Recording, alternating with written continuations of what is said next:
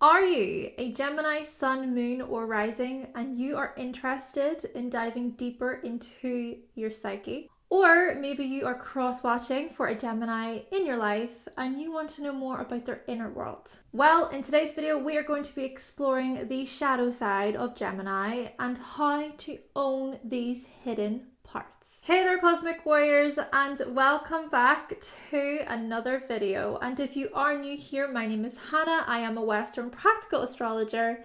Now, before we do dive into today's video, don't forget to subscribe, hit the like button and click the bell. And if you are interested in any of my services, if you're interested in booking a reading with me, then you can visit my website, hannahselsewhere.com. There you can also find my practical astrology ebooks guide and merch, and I even have some cheat sheets available. All the links will be in the description box down below. I do hope that you find this video to be helpful today. Let's do this.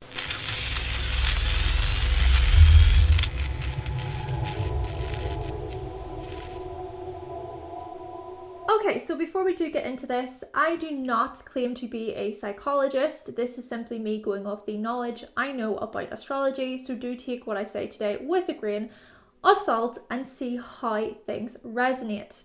Now, I also want to give a massive shout out to the author of this book, The 12 Houses, and that author is Howard Sasportas. This book is pretty remarkable when exploring the houses within astrology. And thanks to his knowledge, I have been able to create this series. I highly recommend this read. Moreover, I suggest watching for your rising sign first and foremost. And then you can watch for your sun sign and your moon sign just to see how things do show up for you. And I will be using the whole sign system for the series. So we're going to be diving into your 7th, 4th, 8th, and 12th houses. This is because these houses are unconscious houses. They are tied to our shadow. And if you do have any planets in these houses, consider them. Oh, and one more thing, this information is in conjunction with Jungian psychology, and so we will be exploring your shadow side. In short terms, Carl Jung explored symbolism and archetypes, and you could say that the 12 signs are archetypes. So on that note, let's explore your shadow, Gemini, and how you come to own it. Gemini, you greet life with curiosity, intrigue, flexibility, and with a twinkle in your eye. You can be chatty, witty, playful, quite cheeky, and you sure know how to carry a conversation without much effort. The words just come out, and before you know it, you're talking to a stranger about their life story. But when it comes to making decisions, geez, it can be somewhat impossible. Do you choose this one or that one? Should you go for marble or wood?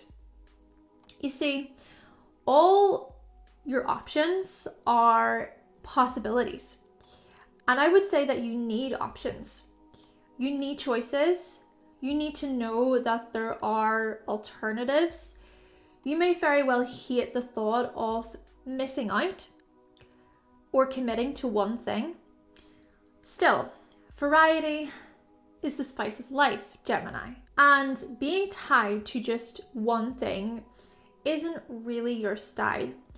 You like to know that you can explore other options, or like you have the freedom to decide. I mean, two things could be great for the project. So why would you limit yourself to just one? Why start one series when you can start 3? And oh, how you love to soak up as much information as possible. You love learning new things, speaking about various subjects, seeing different sites, owning a variety of clothing. You could be someone who owns the same style of t-shirt, but in different colors. You may also find it really hard to refrain from buying another tarot deck or from buying another book or a DVD, for example. Whatever you're into, Gemini, you become curious about it all. Take my partner, for example, okay? So he has a Gemini moon and he is super into Warhammer. And the amount of Warhammer products that arrive at our door. He has more deliveries than me. Indeed, when you really like something, you'll seek variety. You don't like committing to just one thing. Now, this doesn't mean that you can't commit to certain situations or to people as well, which we will talk more about this in the Capricorn 8th house section. But the whole stereotype of Gemini being non-committal, okay, sure, some of you can be like this. I have come across certain Gemini throughout my life who are like this, okay, where they're not very committed. But variety can also come with commitment. So for example, redecorating your home, trying different sex moves, taking a different route to work, switching up your hairstyle or your clothing. And another thing is, you're such youthful people. You tend to look younger than you are. You tend to have the most curious smiles. And if it isn't your smile that gives it away, it's your eyes. And you can be quite mischievous too. You'll misbehave, laugh, say something quite cheeky, but in an innocent way, or in a naughty way, or in a spicy way. Yeah, you can be entertaining as well, but not in this Leo dramatic, theatrical type of way. It's more about how you use your words. It's the choice of your words. It's the phrases that you say, the audacity as well. Sometimes, the audacity of you, Gemini. Yeah, you sure know how to get other people riled up, and sometimes without meaning to, other times intentionally, and it might be tricky to know which is which, all whilst you giggle over other people's reactions. And even if others try to come at you for being too insensitive, etc., you'll most likely have a comeback. There is always a comeback, something witty, something clever, and it's your intellect that is strongly linked to your sense of identity. Maybe education, so the importance of education was ingrained into you, or you learned really quickly that being smart could get you places, or that the words you say can influence the world around you, other people around you. And here is something I really love about Gemini. It's your ability to get me thinking in different ways. You can be brilliant at articulating yourselves, and it's your opinions and your views that open up so much dialogue, so much conversation. But here's the thing. Whilst you have this jokester, smart aleck, comeback side to your personality, you also have a rather serious side. You have many sides. You're multifaceted. Still, you can be this no-nonsense type of person when you need to be, especially if others come after your money, if they come after your reputation. You'll protect what you have, and you also want your words to matter. Sure, you can be playful and childlike with your words. You can be such sweet talkers when you want to be. But there are also times when you are determined with your words, dignified. There is no one coming along to try to make a fool out of you. You'll be the first one to speak up, and my goodness, how creative your mind is. And you're also pretty amazing at putting on a poker face. No one would know what you're really feeling. And this can actually make you great at playing games, literal games, but also mental and romantic games, possibly toying with other people's hearts. See, it's also you who can be so in your head, so intellectual, or just always thinking, overthinking. But even if you aren't thinking, there is something detached going on. It's as if you're so in your mind that you lose touch you lose touch of your body, okay? It's like you sort of detach from your body a little bit. Same thing when it comes to your feelings and your emotions. And sure, yes, being objective and detached can be helpful, especially when it comes to times that require logic and reason. But sometimes you miss the emotional part, the sensitive part. The message sort of flies over your head. Now, on the other hand, I also think that when you are aligned with your higher self, you are independent, you're caring, you're innovative, you're conceptual. Your detached and analytical outlook can be super useful, especially when it comes to teaching, learning, sharing, training as well.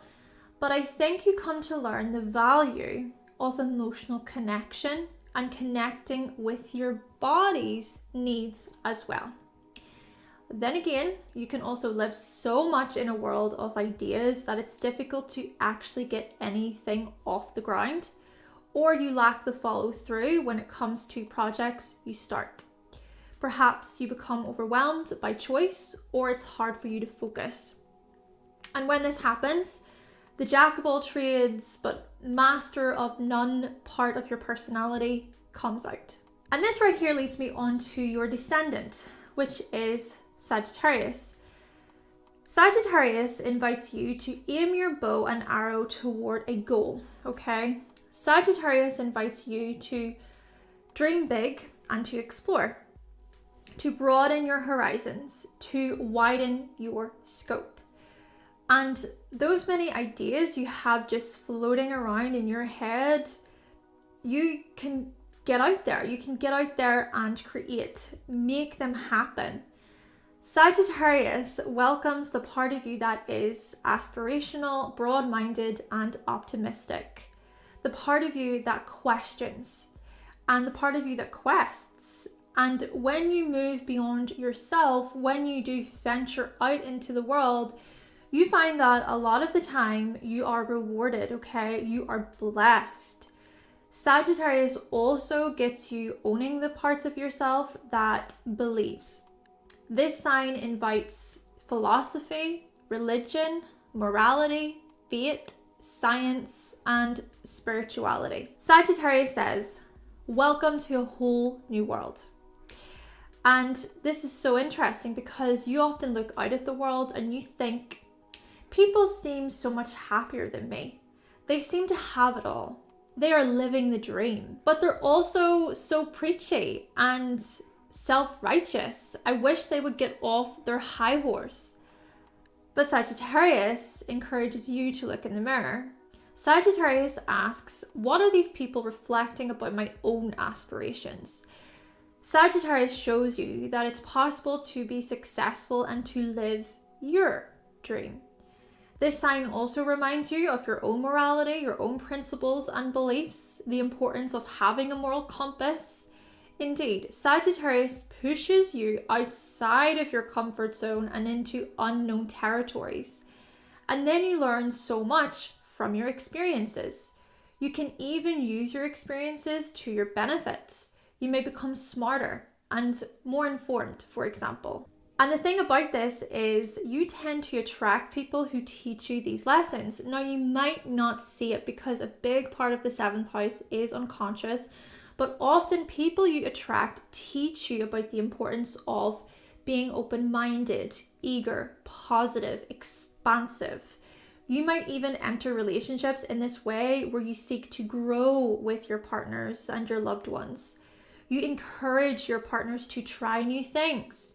You can be pretty inspiring people. Now, I'm not saying that you need to forget about the parts of your identity that connects more with your local surroundings, etc., or the parts of you that jumps from idea to idea. But what if you could also own the parts of you that don't have to be so sidetracked or scattered? See, you can give off this impression that your focus it's elsewhere. Sometimes it can appear as if you're not listening. It's as if you're only willing to just skim the surface of a situation or topic, or like you're in a rush to be somewhere else. But I think your relationships bring out the parts of you that can explore the bigger picture, the parts of you that can expand on a topic, okay? And by doing so, you discover nuggets of knowledge and wisdom along the way. Moreover, you tend to attract lovers, close friends, and business partners who are knowledgeable, philosophical, and wise with a good sense of humor. And when you become really close, these qualities seem to come out of you. You become a fountain of knowledge for others to learn from, and you'll be super open and generous too. And you'll show qualities of optimism and benevolence. Perhaps your relationships are based on freedom, adventure, and exploration. Or it's that you travel together, or you live in a different country together. I mean, your partner could very well be from a different country, right? Compared to the country that you grew up in. However, relationships can also be overindulgent, reckless, and careless.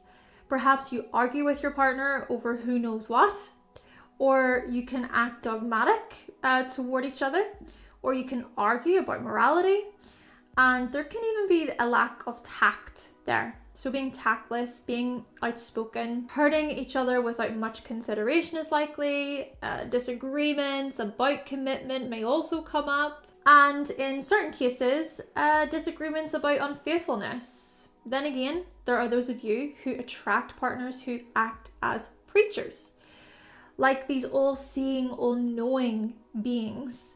Then there are those of you who attract partners who genuinely are virtuous, okay? They're genuinely virtuous. They have their morals. They live according to their morals. They have a faith, which they stay true to. So on that note, Gemini, let's take you back to your childhood by exploring your 4th house / your IC. So you have Virgo here. Did you grow up in a household comprised of perfection, purity, and always doing the right thing? You must be very well behaved, Gemini, and you must do really, really well at school. Maybe you grew up with Virgo-like family members who seemed like they were performing so well at school, and you felt like you had to live up to their standards. And in general, perhaps you grew up in a home that encouraged intellectual and academic skills, and there was always room for improvement, always a mess to be cleaned up, always something to be reorganized. Maybe you were the one who was called on to solve everybody else's problems. Or you were the one who had to listen to all of the drama and the gossip. Maybe there was a ton of complaining. Somebody would be making a fuss if things weren't done in a very specific way, in a very precise way. You and other family members would know about it, okay, if something wasn't done correctly. Perhaps you can be like this yourself, Gemini, this side of you that must have your house cleaned up and really organized in a very particular way. There seems to be a private part of the self that must keep house matters under control. And also this part of you that becomes super nervous when you don't know how to do something, or when you don't know how to help others, how to assist them. Others might not see these parts of you, but you can become so worrisome. You might worry in private or let people close to you know about your concerns, but there seems to be quite a bit of nervous energy present. And so I think this is why it's important for you to connect, this is what I was trying to say earlier, to connect with your body. Going back to how you tend to live in your head. I think grounding exercises can help you. Getting out into nature, bringing awareness to the breath, meditating. Then again, there are those of you who find it very difficult to meditate, which makes sense because you're so in your head. It's really difficult to calm the mind. It can be challenging to slow down your thoughts as well because there's just so many. Still, connecting with your body can be useful. Now, another thing here is perhaps your family moved quite a bit growing up, or you went back and forth between a couple different houses. It wasn't so settled. Then again, perhaps one of your parents was quite unwell whilst you were growing up, You may fear that you'll become sick or ill, okay, or suffer a similar condition. Checking your family's health history can be useful, but of course just be cautious of becoming like obsessed with that, becoming so worried about it. And we're especially noticing this because of the Scorpio energy in the 6th house, okay? So the 6th house is tied to health, so looking at renewal and transformation when it comes to health. But still, do be cautious of extremes or of any major illnesses too. And then there are those of you who grew up with a parent who worked from home. That's a possibility. Or a parent who was very critical of you. It may have felt like you were being judged, or that they were fault-finding, they were fussy. And what we also notice here is this likelihood of you growing up as the helper, as the servant, a type of Cinderella, if you will. Then there are those of you who were taught about the importance of humility and modesty. You learned in either direct or indirect ways how to be clean, tidy, and hygienic. Or perhaps you learned that there is a solution for everything. And you can figure out the solution to any problem. Again, in this analytical, heady way. Naturally though, you grow to become someone who is highly adaptable, intuitive, and spiritual. But still, your family life was that of fixing, improving, and always having an answer. And so Gemini, all of this is to say that I think this is about you owning the parts of you that repairs, mends, and improves.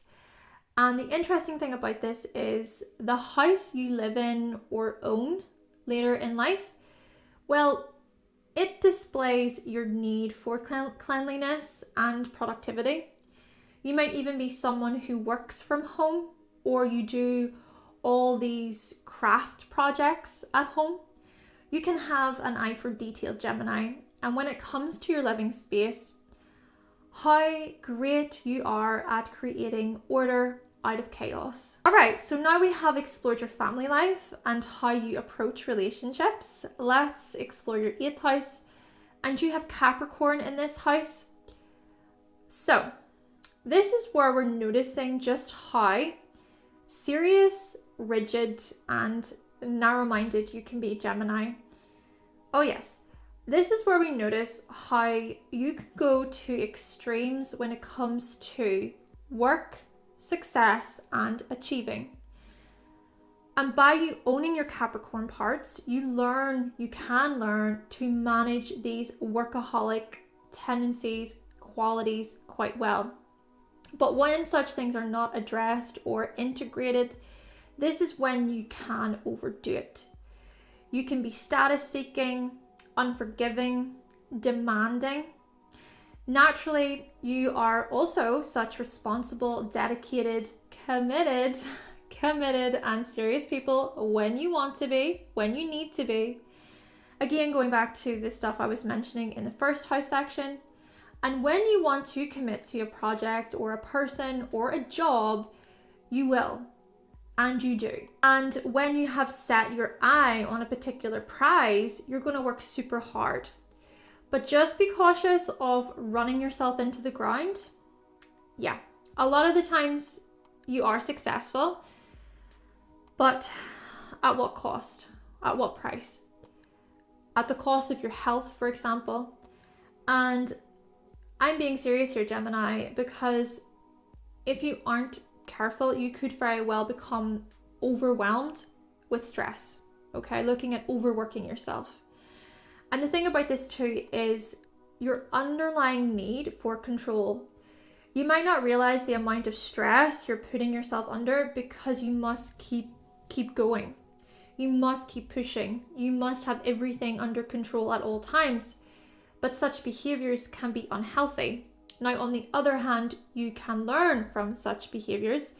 You can mature and recognize that certain roles, positions, and opportunities, they're not worth it. It could take a rude awakening for such realizations to occur, but you are reborn through such and experience. You transform when it comes to the meaning of success, when it comes to work and health and status. But I do also wonder here, what are you trying to prove? Who are you trying to prove yourself to? A parental figure who compared you to your siblings, a family member who criticized you growing up, or an old employer who mistreated you. Now, don't get me wrong, I do also see this as you becoming very successful when it comes to the likes of management, business, investing, finance. Great. But wherever Capricorn is, it's also a good idea to consider the consequences. See, often we don't realize the weight that we are to carry when it comes to certain responsibilities. We only realize after we have achieved that thing.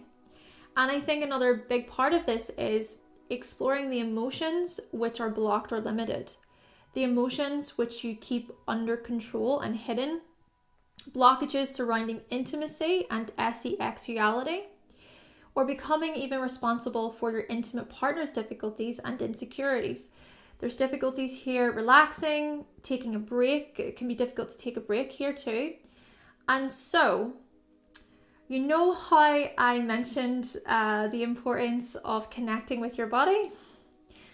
This is also about exploring your emotions, especially emotions that have been buried and locked away. And I do think with growth and wisdom, you learn to do just that. All right, so let's now move on to your 12th house. You have the sign of Taurus here. And right off the bat, what we are noticing here is that some spiritual lessons you're coming to learn in this life are tied to, how fitting Gemini, relaxation, tapping into your body, calming your nerves, connecting with nature, taking time to retreat and unwind, and then exploring something artistic.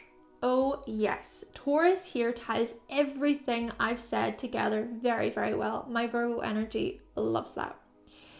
Because this sign is inviting you to let go and to experience greater feelings of ease and serenity. There is something highly sensual Taurus has to offer you.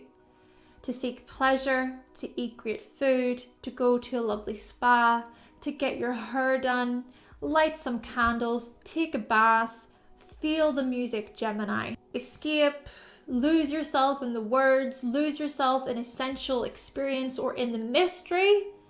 And it's here where we see just how pleasure-seeking, materialistic and resourceful and habitual you can be, how routine you can be. These qualities just aren't shown above the surface. I think for you, you crave support and consistency, something that stays the same. This unconscious part of you that wants to feel secure, steady, and stable. Not to mention, you possess such beautiful imaginations. You dream of certain materials and products, and when you have a favorite thing, you're so loyal to that thing. Now, you also value the talents of other people whilst possessing your own talents and skills. Talents tied to beauty, design, art, music, dance, film, acting, fashion, cooking as examples. You make for great artists, gifted artists. You also dream of wealth that meets your physical desires and needs. Oh, and how great you are at grounding the spiritual. You can be so good at bringing form to other people's visions and fantasies. You just get it. Perhaps you see the vision in your own mind and then you communicate what you see. And whilst you don't see yourself as patient, Taurus in the 12th reminds you of the value of patience, of taking your time, allowing for something to grow. Essentially, Taurus in the 12th teaches you so much about beauty, art, commitment, pleasure, and being practical. Taurus here also teaches you that too much of a good thing can actually be detrimental, especially for your health. And sure, you might not realize your tendency of overspending, overindulging, overconsuming. Perhaps others actually reflect certain excessive parts of your behavior. And so by bringing awareness to such qualities, you can change anything that is self-destructive or unhealthy. Maybe this is why it's particularly important to connect with your body and your emotions. And so perhaps this is about you owning the parts of yourself that can slow down.